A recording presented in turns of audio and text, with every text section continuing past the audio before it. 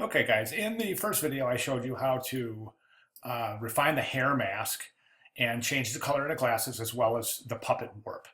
So I covered those, and I just want to show you something that for those of you who haven't looked in the book, this is the textbook, and you can see the textbook does just a great job. It goes through step by step. Very, very complete, very thorough, very deliberate in going through step by step to complete every single process in the textbook part of the exercise. Also, the over in the, let me see, oh, right here, over in the Milestone 3 Task 1 instructions, you have these 3 videos that go through the same textbook exercise. But then you notice here, if you come down here, it says, once you have finished a lesson, you need to make the following adjustments to the document. Add another photo of your choice to the document. You may choose a personal photo or a photograph approved by your art director. Create a selection within the main element of the photograph. Save the selection as an alpha channel. And I just want to show you, what this means, how we're going to do this. Okay, so I've got the image open here. Okay, here's the textbook exercise. What I want to do is I'm going to place an image here as the additional steps require. So I'm just going to go to my image, and I'm sorry, I'm going to go over to I'm going to go to File, the drop-down menu at the top of the Photoshop menu that runs across the top of the screen. I'm going to go to File, and I've got an image on my desktop that I'm going to place in this file. So I want it embedded. I don't want to link it. So I'm going to go to File, Place Embedded.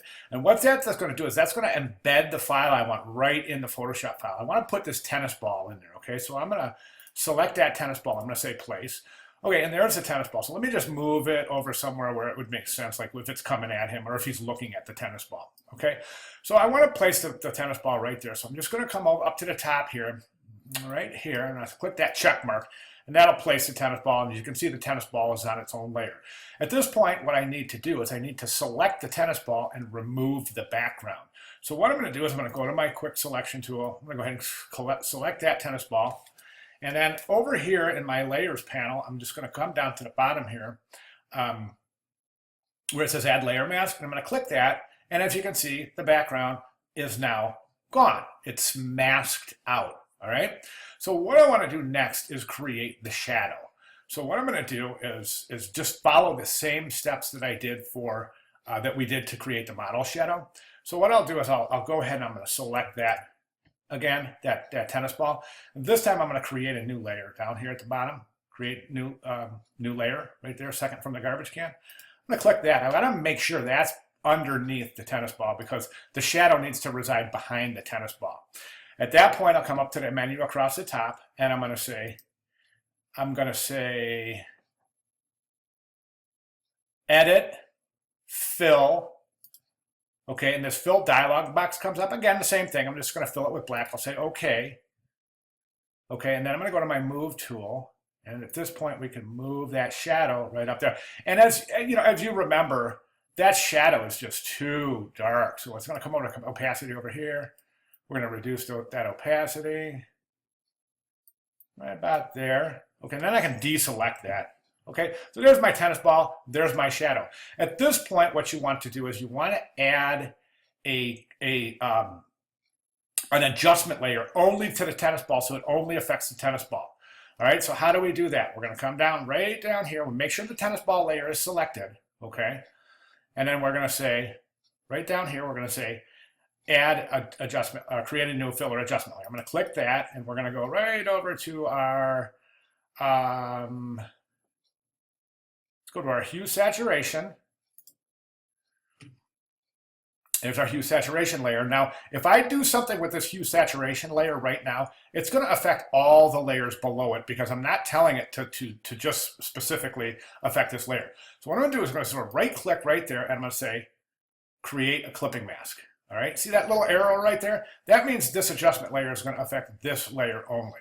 Okay, now I can go to that adjustment layer and I can go to my properties. Okay, there's my properties, and you can see I can change the color of that tennis ball and it only affects the tennis ball. Let's change it to blue. Okay, there's a blue tennis ball.